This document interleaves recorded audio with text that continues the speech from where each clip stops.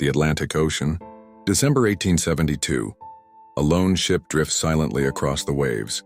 Her sails flap loosely, her course uncertain, her presence unsettling. She looks alive, yet no one guides her. That ship was the Mary Celeste. And when sailors finally boarded her, they stepped into a mystery that would baffle the world for more than a century. The story begins with the Dei Gratia, a British brig captained by David Morehouse. His crew spotted the drifting vessel off the Azores, about 400 miles from land. At first, it looked like any ordinary merchant ship. But as they came closer, unease spread. The sails were partly set but badly rigged, as if left in a rush. The ship lurched strangely with the swells, not like a vessel under command, but like something abandoned. The name painted on the stern was unmistakable: Mary Celeste. Morehouse knew her captain, Captain Briggs, personally. Only weeks earlier, the two men had dined together in New York. To see his friend's ship drifting aimlessly in the open ocean sent a chill through him. He ordered a boarding party. The men climbed aboard and entered silence. There were no shouts of welcome, no footsteps, no sign of human life. The ship was deserted. And yet everything seemed perfectly normal. 6 months' worth of food and fresh water was in the hold. The galley still held dishes and utensils. The crew's belongings, clothes, pipes, even boots, were neatly stored in their quarters. Captain Briggs's cabin contained his charts and a logbook. The final entry was dated November 25th, 10 days earlier, with nothing alarming recorded. But the lifeboat was gone.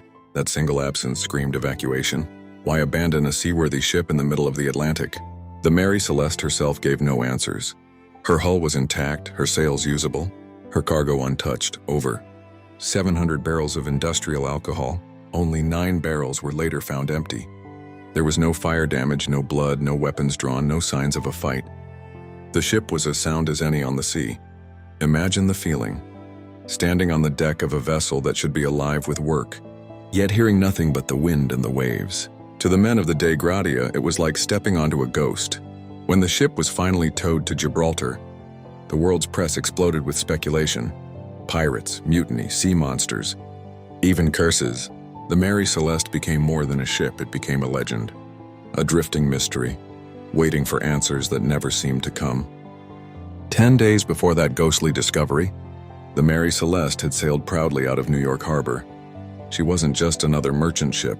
She carried the hopes of her captain, his family, and a carefully chosen crew.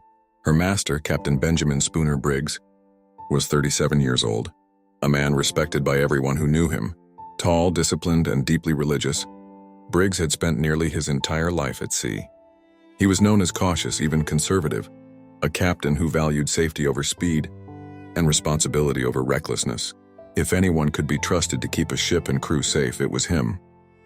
Sailing with him was his wife Sarah and their 2-year-old daughter Sophia.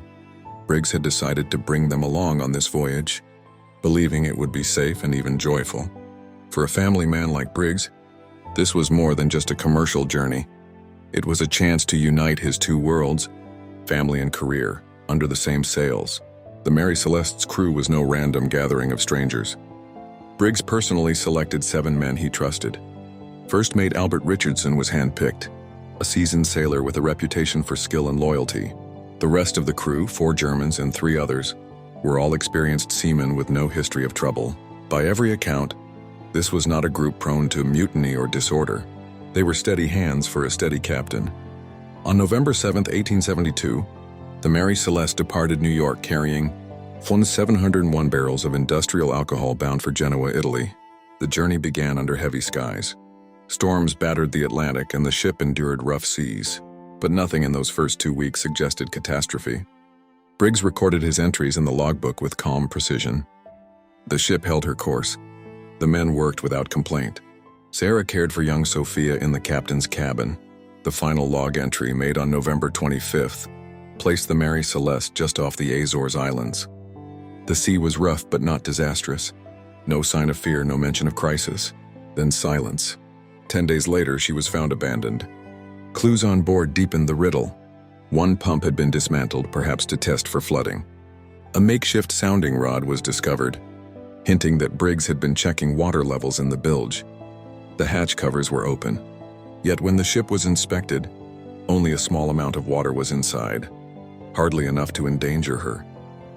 So why would Briggs, with his wife, child, and trusted crew, abandon a seaworthy vessel? He was a cautious man, not reckless. For him to make such a choice, he must have truly believed they were in immediate, unavoidable danger. But what kind of terror could push such a capable captain into the lifeboat and into oblivion? When the Mary Celeste reached Gibraltar under tow, investigators, journalists, and sailors all demanded the same thing, an explanation. Why would Captain Briggs and his crew abandon a perfectly sound ship? Over the years, countless theories have risen and fallen. Some logical, others bordering on the fantastic. Piracy. At first, many believed pirates were to blame. The Atlantic had its share of raiders, and an undefended merchant ship seemed like easy prey. But this theory collapsed almost immediately. Nothing was stolen. The cargo, worth tens of thousands of dollars, was intact.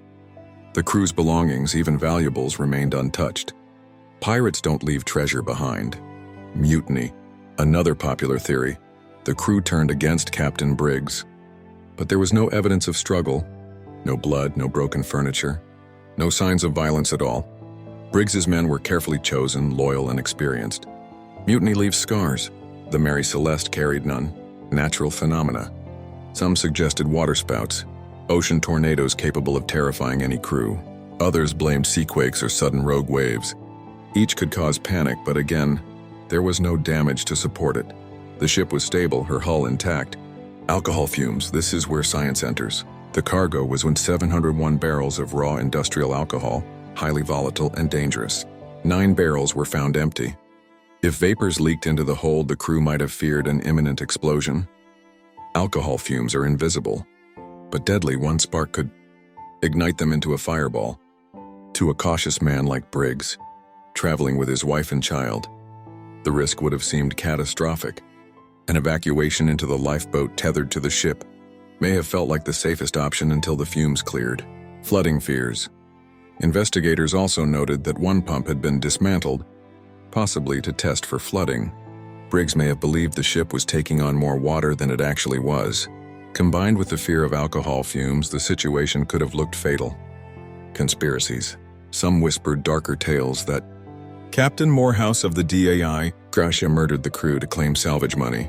But Morehouse had known Briggs as a friend, and no evidence tied him to foul play. The idea makes for drama, but not truth. And then, of course, came the supernatural theories. Newspapers hinted at sea monsters, ghostly curses, even alien abductions. These tales entertained readers but did little to solve the puzzle. What remains strongest is the scientific explanation: fear. A cautious captain with his family aboard may have believed the Mary Celeste was about to explode or sink. That fear, not pirates or monsters, may have been enough to drive them into the lifeboat. Picture this: the Atlantic. Late November 1872, Captain Benjamin Briggs stands on the deck of the Mary Celeste. The storm clouds have cleared, but tension hangs in the air. The ship's pump isn't working right. Water is pooling in the bilge, and the barrels of alcohol are leaking their invisible flammable fumes. His wife and little daughter are below deck. His crew watches him for answers. Every second feels like a gamble between survival and disaster. Now imagine what Briggs sees. He checks the water levels using a makeshift sounding rod. The numbers don't look right. Maybe he misreads them in the half-light. Maybe the faulty pump makes it worse. But to him, the danger feels immediate. A sinking ship. Explosive cargo. His family in harm's way. What choice does a careful man have? He makes the only decision that seems safe. Abandon ship just for a short while. The lifeboat is lowered. Everyone climbs in, perhaps reluctantly, but trusting their captain.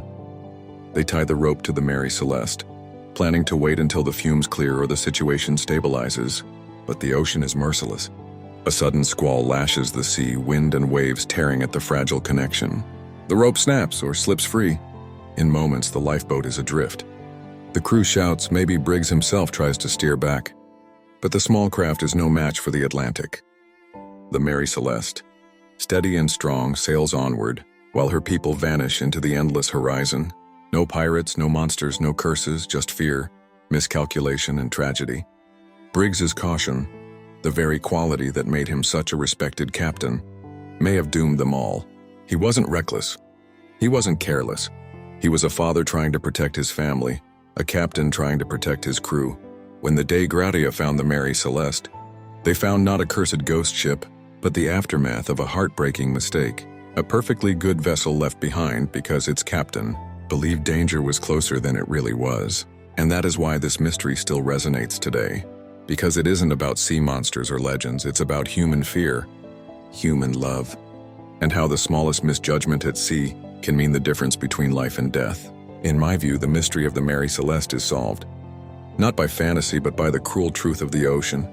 Sometimes, survival itself becomes the very thing that ensures tragedy.